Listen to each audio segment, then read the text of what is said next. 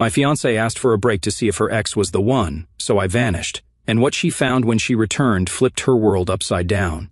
My name's Liam, I'm 30, and up until recently I thought I was marrying the love of my life, Tessa. We'd been together for 4 years, and for most of that time I was sure we were solid. But now I'm sitting here wondering how I didn't see this coming sooner. Tessa and I met through a mutual friend at a birthday party. She was funny, confident, and had this no-nonsense attitude that I really liked. I'd dated before, but no one clicked with me the way she did. We hit it off fast and moved in together after a year. Things felt natural, like we were on the same page about everything: careers, marriage, starting a family someday. She was freelancing as a graphic designer, and I worked in marketing, so our schedules kind of synced up. Life wasn't flashy, but it was good. We'd been talking about getting married for a while, but it wasn't until last year that I popped the question. It wasn't anything fancy, just a quiet dinner at home, just the two of us. Tessa seemed thrilled. She cried, hugged me, and said yes. That night, we started planning the future: a fall wedding, a small guest list, and this cozy little venue by the lake. It felt like everything was falling into place, or so I thought. The first red flags weren't huge, obvious things. They were small, sneaky little cracks that I shrugged off because I didn't want to overthink. For example, Tessa's excitement about the wedding planning started fading after a few months. At first, she was all in, sending me Pinterest boards, scrolling through wedding dresses, and asking me about the little details, like if I preferred tulips or roses for the centerpieces. But then, it just stopped. I'd ask her stuff like, "Hey, have you decided on your bridesmaids yet?" And she'd brush it off. "Not yet. I'm still thinking about it," she'd say over and over again. The same with her dress, the cake, even the music. Every decision we'd been so excited about just became this thing she wanted to delay. "There's still time," she'd tell me. It was like the wedding was an afterthought. At the time, I told myself it was just stress. Wedding planning can be overwhelming, right? Plus, Tessa had a lot going on with her work. I figured she'd snap out of it eventually. What I didn't realize was that her lack of enthusiasm wasn't about the wedding. It was about us. The real slap in the face came one night when we were hanging out with some friends. Someone brought up that stupid TikTok game. We listen, but we don't judge. You've probably seen it. It's that game where you answer personal questions, and everyone's supposed to keep a straight face and not judge, although everyone judges anyway. Everything was going fine until someone asked, if you could relive one relationship, which one would it be? Without even thinking, Tessa said, "Oh, probably Dylan," just like that. Dylan, her college ex, the one who cheated on her. The second she said it, the room got awkwardly quiet. She laughed nervously and tried to backtrack, saying, "I mean, not like I'd actually want to. It's just, a big part of my past." I wanted to call her out right there, but we were with friends, so I let it slide. Later, when we were alone, I asked her about it. "What was that about Dylan? Why would you say you'd relive that relationship?" She just shrugged it off like it was no big deal. "It was a stupid game, Liam. Don't take it so seriously." She smiled and changed the subject. I didn't push it because, honestly, I didn't want to start a fight over something that might have been nothing.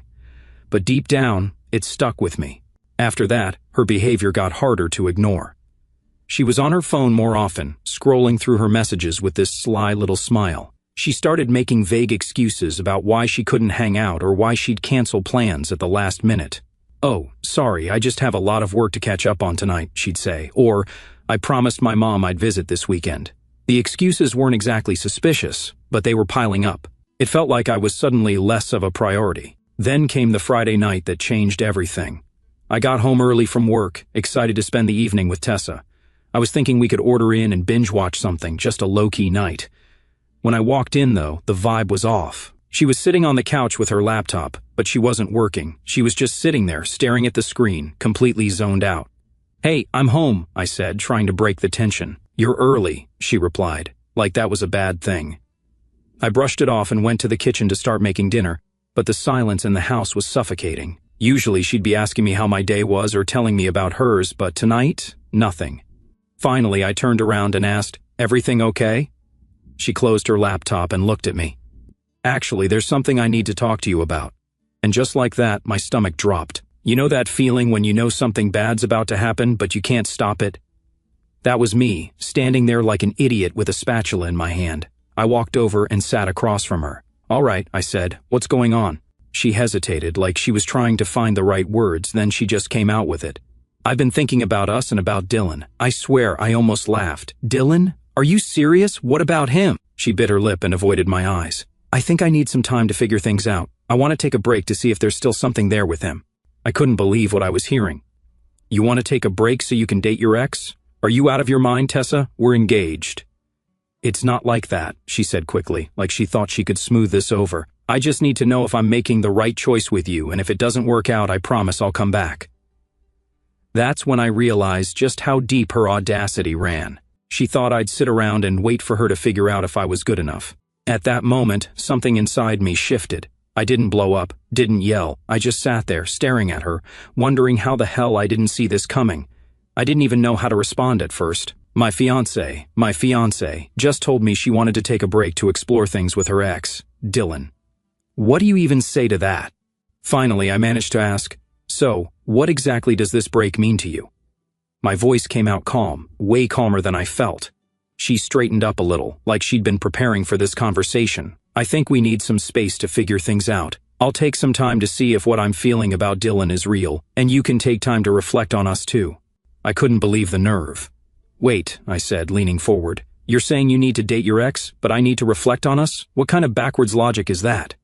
Tessa sighed, like I was the one being unreasonable. It's not about you doing something wrong, Liam. This is about me figuring out what I need. It felt like she had rehearsed this, the way she was talking, the way she avoided eye contact. It was like she'd already decided this was happening, and now she just needed me to roll with it. You know this sounds insane, right? I said. You don't just put your fiancé on hold while you go play what if with some guy who treated you like garbage. Her face hardened, and for the first time I saw just how stubborn she could be. I'm not asking for permission, Liam. I'm telling you what I need.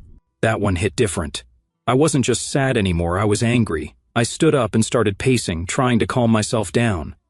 So what, Tessa? You're just going to pack a bag and head over to Dylan's place? Is that your big plan? No, she snapped. It's not like that. I just don't know what it looks like yet, but I need clarity before we move forward. I owe it to myself to know I'm making the right decision. You owe it to yourself, I repeated, laughing bitterly. And what about what you owe me? We're engaged, Tessa.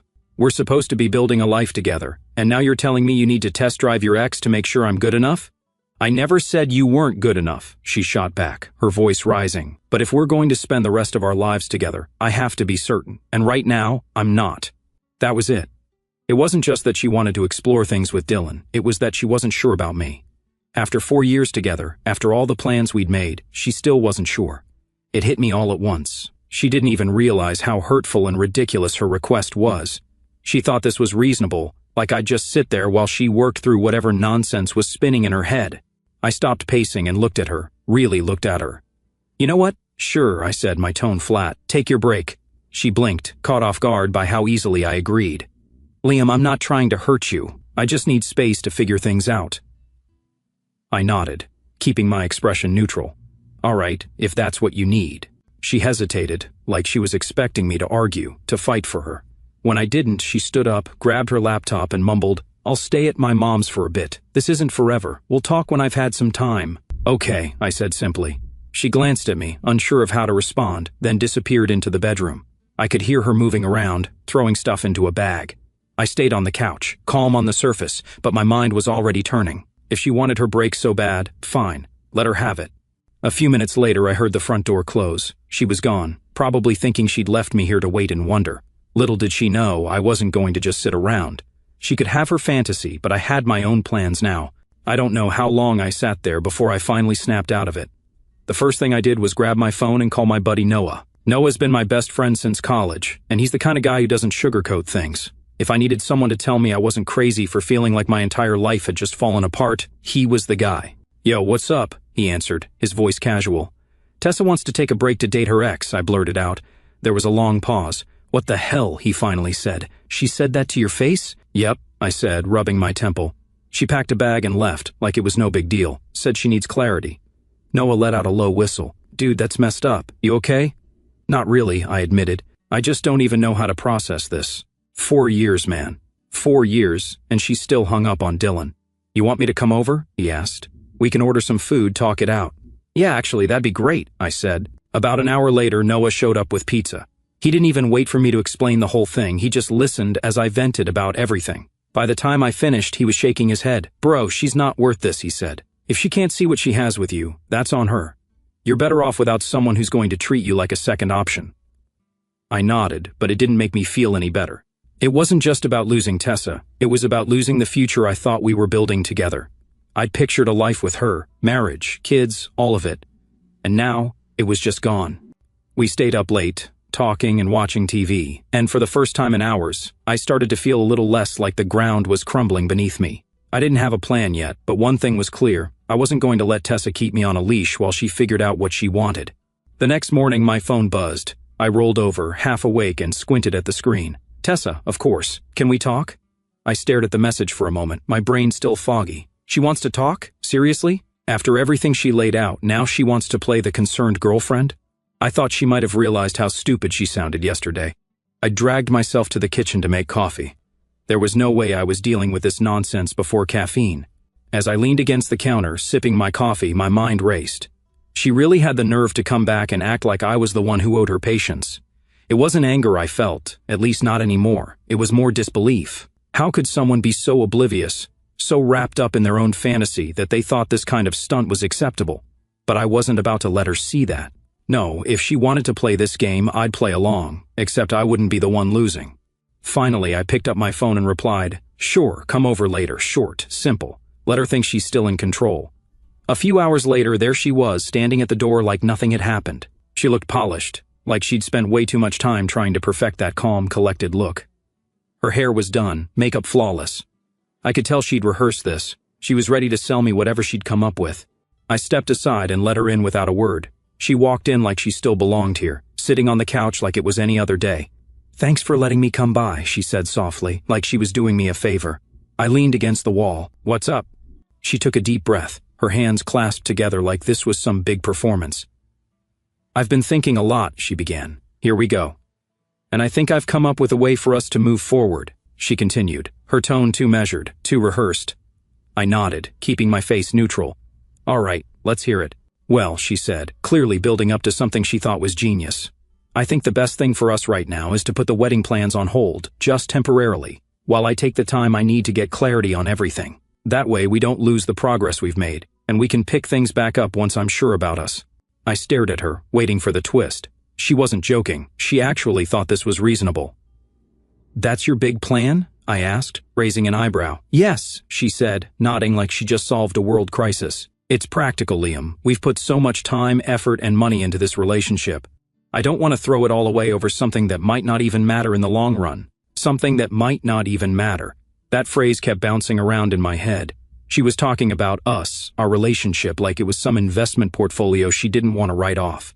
I felt a laugh bubble up, but I held it back. "Not yet. Let her keep going." "You're okay with this, right?" she asked, tilting her head slightly, like she was genuinely confused why I hadn't reacted yet. "Sure," I said, shrugging. Her eyes flicked to mine, like she didn't quite believe I'd agreed so easily. "Wait, you're okay with it?" "Yeah," I said, keeping my tone even. "If that's what you need, go for it." She blinked, clearly thrown off. She'd probably expected me to argue, to fight, maybe even beg her to stay. Instead, I gave her nothing. "I just don't want you to think this means I don't care," she added quickly, trying to fill the silence. "I just need some space to figure out what I really want. It's not forever." "Got it," I said, nodding. For a moment, she just stared at me, trying to read my face, but I wasn't giving her anything. Let her stew in her own awkwardness. She stood up, smoothing her hands over her jeans. "I'll stay at my mom's for a bit," she said. "It's not forever. We'll talk once I've had some time." "All right," I said, keeping my voice neutral. She hesitated, like she wanted to say something more, but then she just grabbed her bag and headed for the door. "Thanks for understanding," she said, pausing before stepping out. I just nodded again, keeping my face blank. After she left, I stood there for a moment, wondering how I couldn't see her as a wife anymore. She was gone, figuring out her ex, and she actually thought I was sitting here waiting for her to figure out if I was good enough to fit into her perfect little fantasy life, but she didn't get it. This wasn't her decision anymore. I walked over to the window and watched her car pull out of the driveway. She was probably feeling relieved, thinking she'd bought herself some time to figure things out with Dylan. Let her think that. The truth was, I'd already made my decision. I wasn't going to argue, wasn't going to fight for someone who thought it was okay to keep me on the back burner while she explored her doubts. She could have her break. She could have Dylan. I was done playing along. The funny thing is, I didn't even feel angry anymore. I felt free. It was like a switch had flipped in my head. All this time I'd been worried about what she wanted, what she needed, how I could fix things. But now, it was about me. I sat down on the couch. I could already hear her voice in my head, weeks or maybe months from now, trying to spin her way back in. I made a mistake, Liam. I needed clarity, but now I see what I really want. Too late. Life doesn't work like that. I had no intention of sitting here pining for her to come back. This wasn't about playing games or getting even. It was about moving forward. She'd made her choice, and so had I. I spent the next week setting things in motion. This wasn't about revenge, it was about clearing out every trace of her and taking back control. I started with the wedding plans. I grabbed my laptop and canceled everything. The venue, the photographer, the caterer, it all had to go.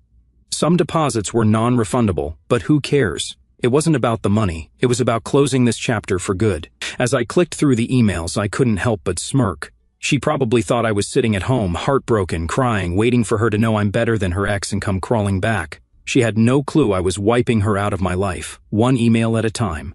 Then, the house. Funny thing, Tessa always acted like it was our home. She picked the paint colors, nagged me about throw pillows, and even insisted on those god-awful curtains in the living room. But here's what she never seemed to grasp. The house was mine. My name on the deed, my money in the mortgage. I called my buddy Noah, who hooked me up with a real estate agent. Within days, I had the paperwork ready to list it. My plan was simple: sell the house, move on, and leave Tessa with absolutely nothing to come back to. She wanted space to figure out her life. She could do that from scratch. One part was almost too satisfying. Tessa had left all her stuff behind when she walked out: clothes, books, and those ridiculous live, laugh, love signs she insisted on putting everywhere. I boxed it all up and drove it to her mom's place. No heads up, no texts. I just left it on the porch with a note: here's your stuff. Good luck with Dylan. Was it petty?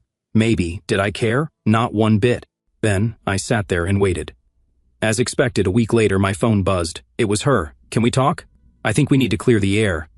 I laughed out loud. She must have realized her little fantasy with Dylan wasn't all it was cracked up to be. I couldn't resist seeing how this would play out. Sure, I replied. Come by tomorrow. The next day she showed up, and the look on her face was priceless.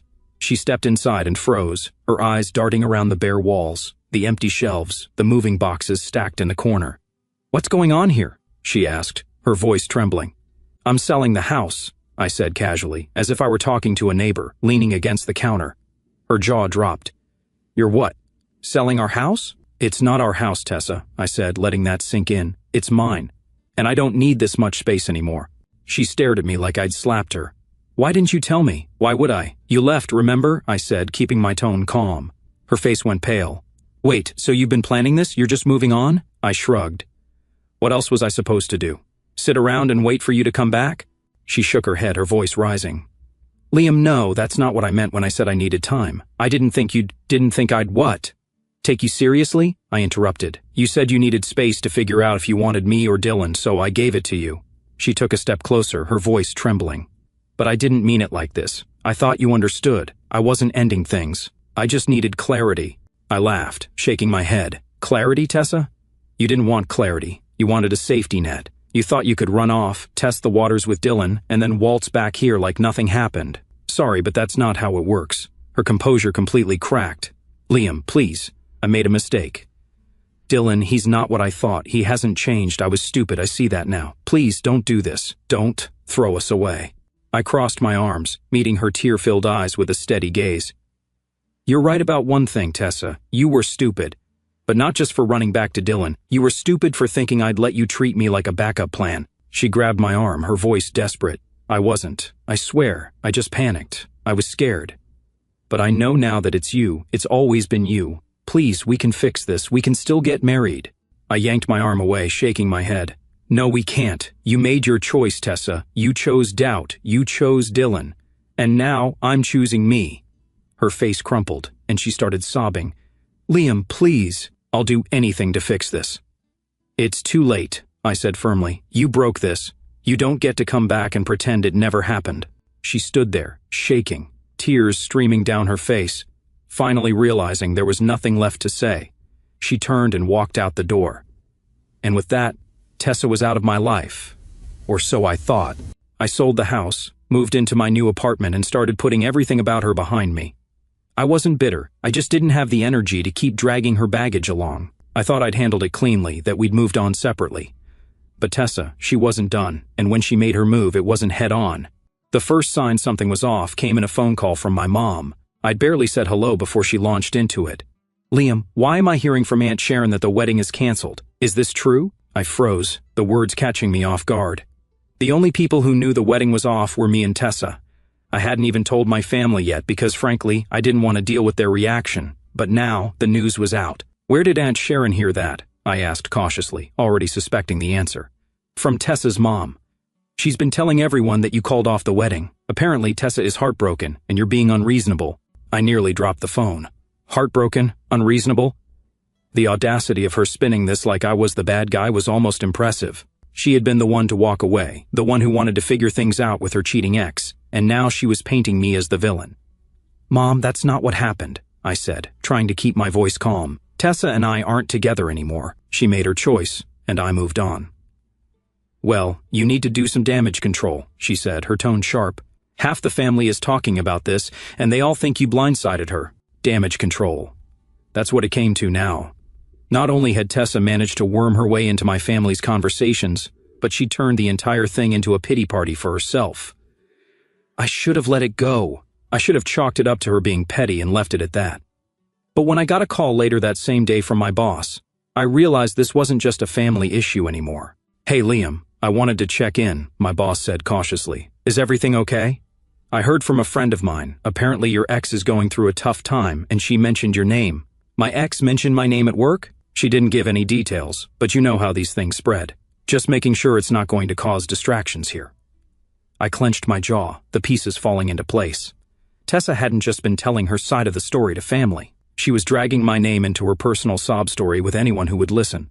I thanked my boss for letting me know and hung up. My blood was boiling. This wasn't about closure or fixing things anymore. She was deliberately trying to sabotage my life, painting herself as the victim to anyone who would give her 5 minutes of attention. That was the last straw. I'd stayed quiet up until now, thinking it was the mature thing to do. But if she wanted to play games, I wasn't going to sit back and let her rewrite the narrative. The next day, I sent a group message to both of our families, keeping it short and to the point.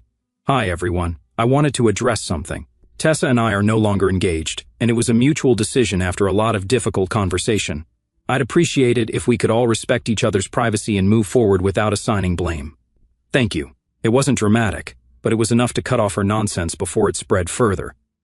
Then, I blocked her on everything. Phone, social media, email. She didn't deserve access to my life anymore, not after how she'd tried to twist things.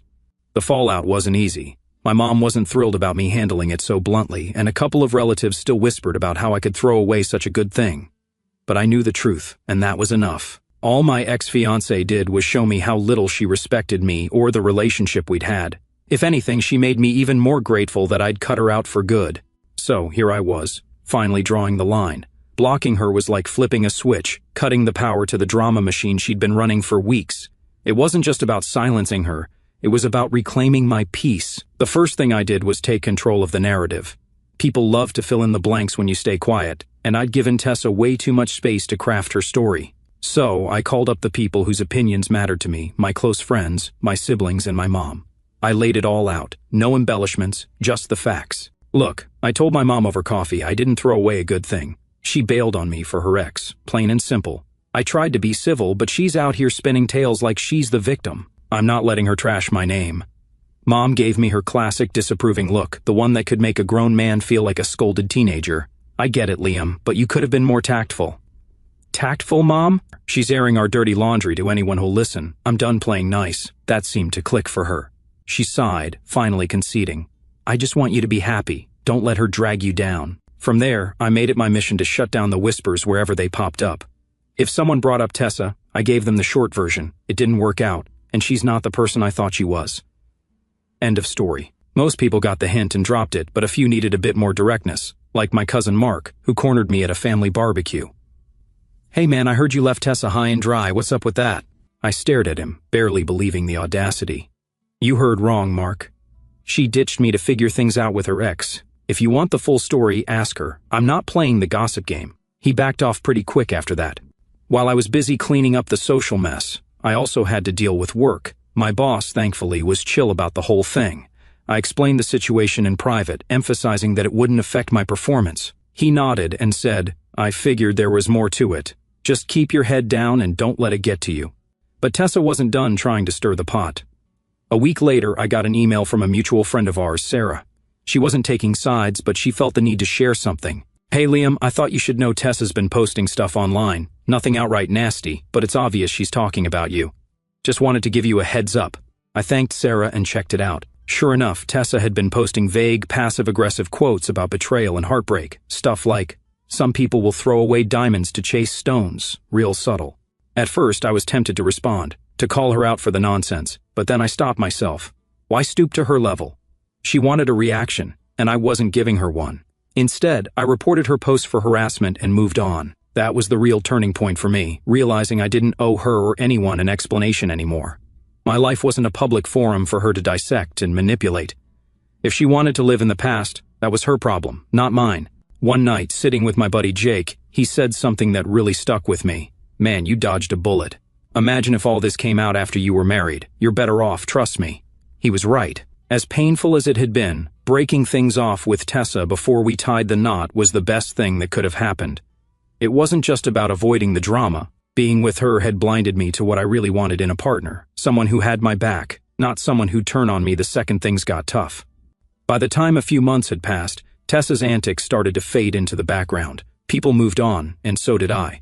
The family stopped bringing her up, the whispers at work died down, and her online posts eventually dried up. It was like she finally realized she couldn't keep milking the situation for sympathy.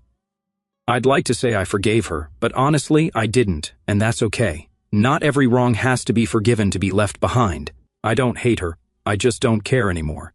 The real closure came when I realized I wasn't waiting for her to apologize or for people to see my side. I was living my life for me, not for anyone else's validation. So, I guess all I want to say is that sometimes the hardest decisions are the ones that save you. Cutting ties with Tessa wasn't easy, but it was necessary. It taught me to trust my gut, to stand up for myself, and to never settle for less than I deserve. Looking back now, I don't regret a thing. I'm in a better place, mentally, emotionally, and even physically. Life's too short to waste on people who don't value you, and if I've learned anything, it's this. The best revenge isn't getting even, it's living well. And with that, this chapter of my life is officially closed. Thanks for sticking with me until the end.